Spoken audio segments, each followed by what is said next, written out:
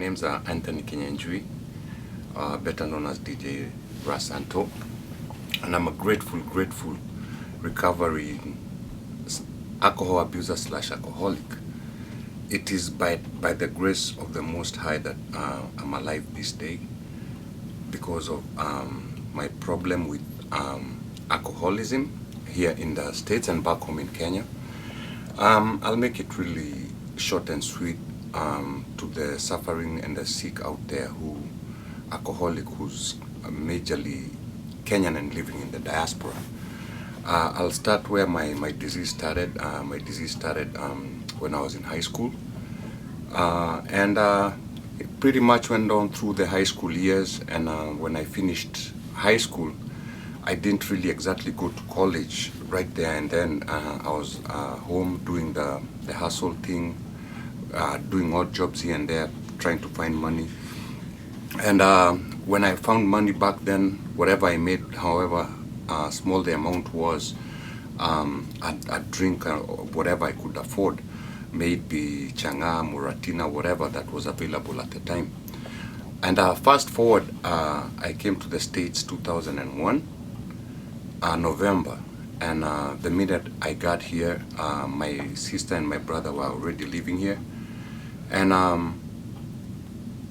from when I got here, it was the party started when I got here 2001. The following year, when I started working in the nursing field. And I'd work, say, the morning shift, and I'd be home, say, in the afternoon. And like I said, when the party started, it didn't stop. So I'd get home from work, and I'd drink, say, a 6-pack. And that was it for a time.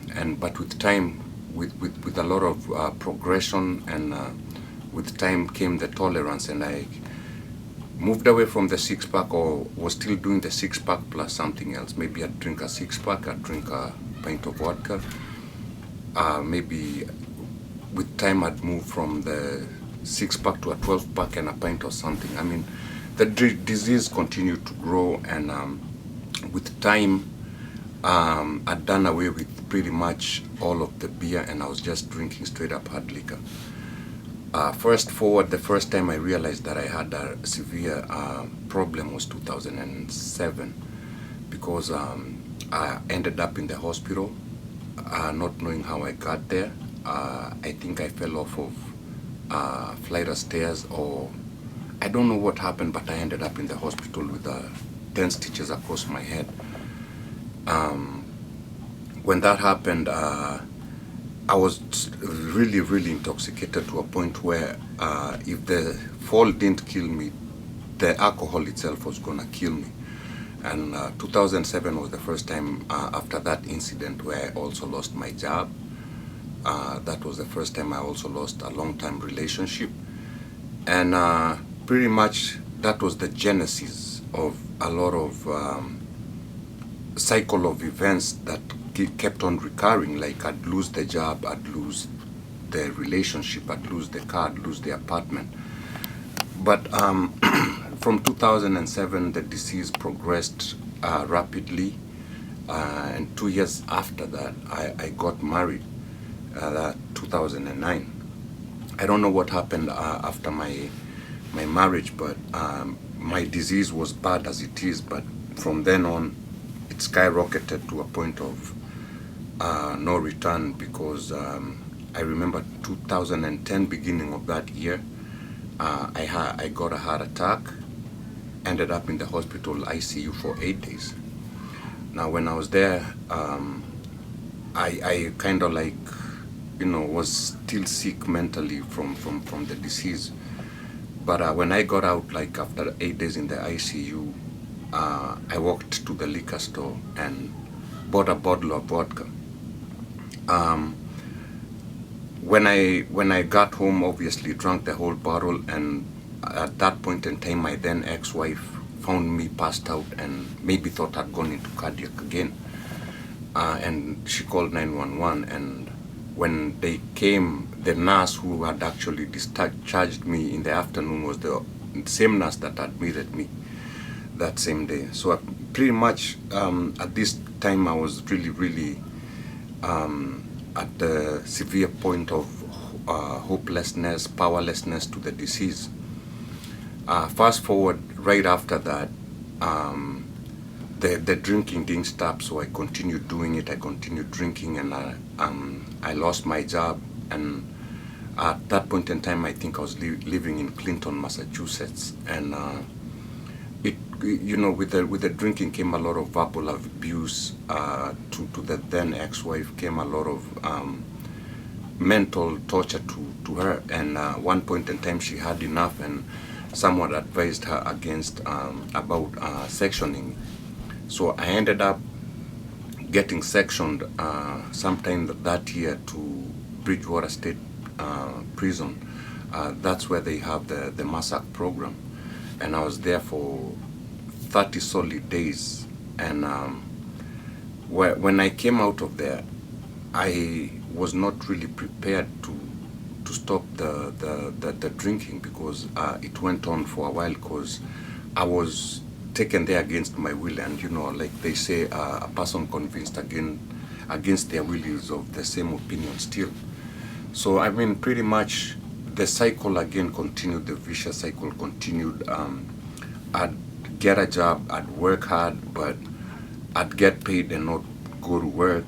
So it pretty much was the same ringamaroo. I'd work, get paid, not go to work, lose my job, lose my apartment, lose my car, lose the relationship. But through it all, I think 2011, the repetition of events really had gotten to me, because I kept losing jobs, I kept losing apartments, I kept ending up in jail, I kept ending up in hospitals. It was so bad to a point where I'd end up in hospital not knowing how I got there, why I got there, and they wouldn't even bother looking for my file, because they knew me by name at this point in time.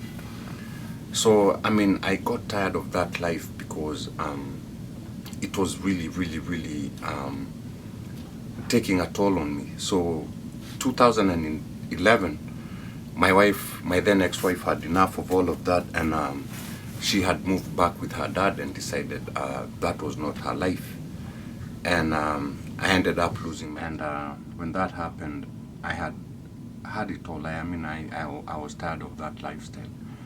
And I ended up, a friend of mine, or a friend of the family who worked for the detox in Worcester, ended up signing me up, and I went to the detox in Worcester.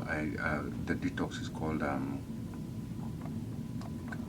the detox in Worcester, and then there was a program from the detox called Passages that was 30 days, because I felt that I needed more help.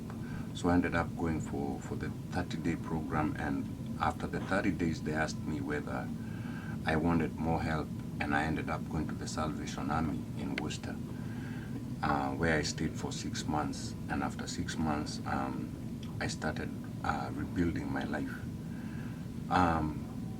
The reason I talk about my experience is because I want to give any sick and suffering alcoholic/drug addict abuser out there hope, and know that even though it's a powerlessness kind of disease that really grips and cripples lives and families and stuff, there is hope. And with that said, I know there's a lot of people that are out here in the States that are Kenyans that are suffering from the disease, and who are going through homelessness, and who are going through a lot of issues, low issues, major issues. And my message to them is this: at the end of it all, there is hope, man. There is hope, because there's so many examples of success stories that I personally know of, and who have gone through the same thing, who have gone through the process of homelessness and ended up, victorious over them. There's also a lot of issues that people blanket with the alcoholism, which are mental issues, stresses of the diaspora and stuff. Those, I believe, and I'm using my example, is you do face as you go on. There's counseling for everything, for issues that maybe happen, for traumas that happened in your life. There's counseling for that. There's also families that have been put through the disease by family members or husbands and wives. There's programs in place. Like in my case, the Alcoholic Anonymous really did help me out. It may not work for everyone, but in my case, it really did work because, like, I learned about the 12 steps of Alcoholic Anonymous. I got a sponsor for a while who walked me through the program, who held my hand until I was really able to face life again. And there's Al-Non for families that have family members that are going through the disease. Other than that, there's help all around, I believe. And for any Kenyan that's suffering with homelessness and the disease, I've always left my phone number, my email, my Facebook open for you to contact me, and I can show you or connect you with people with resources to get you out of your situation. Right now, I'm currently working with a group called HRP Project, which is the Homeless Project. We are trying to basically help a lot of Kenyans here in the diaspora who are sick and suffering with the disease of alcoholism. Our goal right now is to open a Kenyan-based detox rehab where Kenyans don't have to feel that they're being stigmatized, or we want to remove that stigma from back in the day and make this a topic that is open for discussion. People don't have to hide anymore. So the Homeless Project is trying to rebuild lives, and we've had a few success stories. We are trying to get a few people on board with us. We are asking for contributions around. We are trying to, like I said, open up a detox and also a rehab program. So there's this fear amongst Kenyans that you need certain paperwork to get into certain programs, this, that, and the third, but that is not the case. We want Kenyans that are sick and suffering to feel that they have their own kind behind their back when they need help. Other than that, I mean, the disease of alcoholism is no joke. I want people to know that it's a really, really disease that is more of a is worse than cancer, I'd say, and the powerlessness is the best example I've ever come up with when someone is sick and suffering from the disease, is when someone that you love dearly dies. How you feel powerless when someone that you love dies, that is the same way someone that you see on the street suffering from alcoholism, that's how powerless they are. So my advice to everyone is, if each one teach one and each one encourage one. If you see someone sick and suffering, try and find out what it is that they are blanketing, what it is they are going through life. A lot of people usually say, we all are diasporans living here, and if we can help each other figure out why there's an increase or in alcoholism and homelessness, because what I've realized in the few years I've been talking about this disease is that we only address it when we lose, say, a fellow Kenyan through the disease, or we only address the alcoholism issue when someone is in the news about maybe a DUI or causing an accident.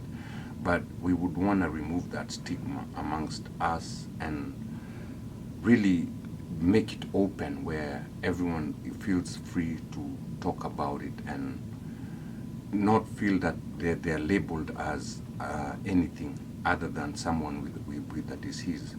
So again, if you want any kind of help from me, say advice, my Facebook is RAS ANTOH. My phone number is 774-386-0627. My email is jingjang8746@gmail. My Instagram, I'm all over social media, and you can't miss me if you're going through something, and anytime feel free to contact me. Uncertainty that you have about the next day, whether you're gonna live or you're gonna die. There's that uncertainty of what's gonna happen through the night. You really can't really sleep, and that's why you really need to numb yourself, to numb the reality around you. Usually, like say 3 o'clock in the morning, it gets really cold. It gets really cold to a point where you can't sleep anymore, and that's the point where you start drinking to forget that pain. Most of the times, if you're in the shelter, you have to be out of there by 6 in the morning. You can't be in the shelter. That's just for sleeping. Now, if you're not working, you have to be wandering around, say looking, or just finding something to do, or finding somewhere to go and spend the day. You obviously do have friends that at that point in time were in the same situation with you. And say in my case, some of them that I was with are no longer with us, because when I chose to turn my life around, they didn't, and they mostly ended up dead. So when you see people out there in the streets, there's this conception that everyone is asking for money to go get drunk, go get high. Sometimes maybe someone is honestly just looking for something to eat. Yes, there's people that are looking for money to get high or get drunk. Not everyone. Everyone is on the street because of a reason, not because they wanted to be there. Maybe it's because of the powerlessness again.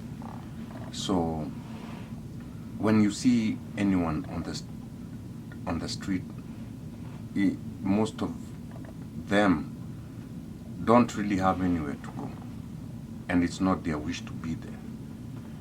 However, if you turn your life around and show that you're willing, there's programs in place that work to get you out of the street. If you show that you're willing, and if you're willing to do the program, they work with you and they get you off the street. It's not easy, but it's doable. For the Kenyans that are homeless, say in different states, I don't know how every state handles the homelessness, but I do know that, like in my case, after the time I finished the program in Salvation Army, they already had like a transition where I would have gone to, say, they called it a 3-quarter housing, and then after the 3-quarter, which was after the program, that was a couple of months, you would be able to transition, say, get a job, and after you get a job, save up a little money, they let you stay there, you save up a little money, and then you're out, say, on your own. But say in my case, when I finished the program, I was ready to start working again. It is but by the grace of God that I still had my driving license. I never got any DUI. So I still had my license. I had at that point my nursing license, CNA license, and I was able to transition, say, from the program and back to work. When you're willing to get the help, the programs, say the Salvation Army programs, because when you do get there, you have a counselor. Say your license is suspended, and that's what you need for work. They walk you, or they help you get to a point where they feel that you're able to get back on your feet again. But you have to go through the process. There is no shortcuts to the process. You have to do the whole program, not get in any trouble. That was when I was there. I don't know about now whether things have changed, but back then you had to do the whole 6-month program. You had to transition to the 3-quarter, and then from the 3-quarter you'd move out and go on with your life. I don't know whether the things have changed, but There's also other programs that are different. There's some that are working programs where you can be in a program, but you can also work. All of this, the underlying problem, the thing is that you've gotta be willing to change, or you've gotta be willing to quit or stop the drinking and stuff, because these are very strict programs like Salvation Army. You had to attend, say, woke up like say at 6, you had to attend a church service every morning. It was a working program where you'd work for food, you'd get paid. I used to get paid $20 a week. They start you. They don't just start you off at $20 a week. When I got there, the first month they'd pay you $5 a week. Then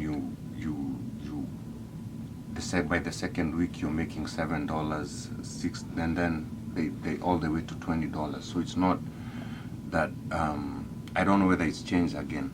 So that was a working program where you work for your shelter and your food, and a roof over your head, which I found to be really, really helpful, because it again instilled the work ethic in me again, and makes you responsible. And one of the major things I loved about that program was that it was Christian based, and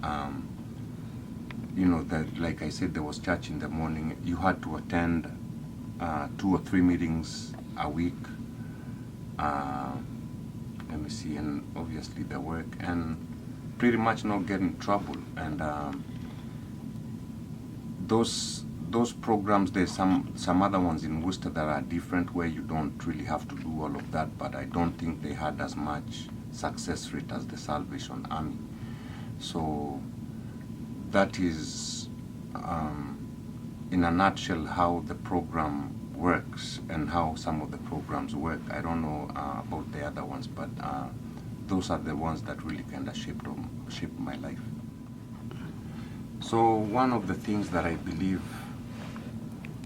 someone that's really new in the recovery, or someone that has just come out of, say, a detox or a rehab, one of the things I did learn was that you have to change the people, places, and things. By people, I mean the group that you used to hang around, the friends that you used to hang around. If you still have friends that are drinking, chances are that you will end up drinking. Like they proverbially say, you can't hang around in the barber shop for too long without getting a haircut. So people, places, and things. So once you change the people, you have to change the places also. The places that, say, trigger you when you frequent them. Maybe a place, say, you go to have fun, say, shoot pool or whatever. The things, again, are things that, that maybe when you see, like in my case, to this day, is if I see a drink being advertised on the TV that maybe I used to drink, that will trigger some kind of like chain reaction in my brain, where I find myself thinking about the drink. So things, people, places, and things, those are the major things someone can try and change. Another major thing I think that can also help is also the geographic ones, and that is places. But say you're living in the same town, and you quit drinking, and you're still gonna be surrounded by the same environment. I think in my case, that really helped me, because where I lived was before was low, so I ended up moving and going to Worcester, which was a big change for me, which really helped.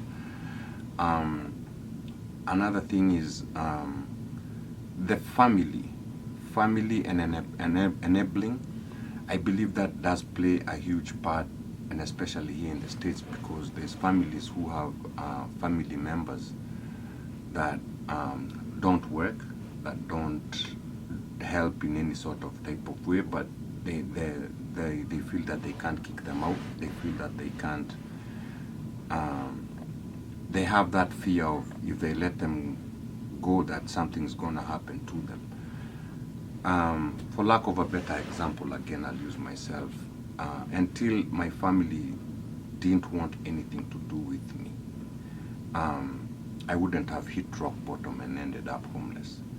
Because if my family had taken me in at that point in time, the cycle would have continued. Now, am I saying that for everyone that's drinking to be kicked out? That's not what I'm saying. But as an alcoholic and a grateful recovering one at that, I'd say that families do enable other family members without their knowing. I'm not saying that you're buying them drinks, but say by still providing shelter, providing whatever it is for them to see that it's okay for them to keep up with the disease. So I mean, what I'd say is with when it comes to family and family members that are putting through other family members through because when one is an alcoholic, so is the whole family, I believe. And the severity was of this scenario was revealed to me when I first visited Kenya, and my mom told me she only expected me in a casket. I had never seen the severity of my actions until those words were spoken by her, because I was busy out here drinking, not seeing the reactions that I had on my parents. You know what I mean? So when it comes to enabling and family members when it comes to the disease of alcoholism, I'd say right now that me and a few friends are really still working out to find out the best way to handle such situations, because I don't believe there's a good or bad way of handling that situation. Another thing is alcoholics / drug addicts / abusers are very manipulative people. I have been one of them. And we know how to play the guilty card, we know how to play the oh me, oh my card. But we are in a country where help is available, so I don't believe that that is something that should be, like say even there's programs in place for even someone that doesn't want to go willingly. There's the Section 35, there's also there's so much help out there that only when someone is ready for it, and like the steps of AA says that you have to admit that you're powerless over the alcohol and that you need a higher power, and in my case I choose to call that God, because without him I wouldn't be anything. And again, the disease is there, and the disease does not discriminate. It does not discriminate whether it's the father, the mother, the daughter, the son. And we as a community had just appeal to everyone to let us remove the stigma.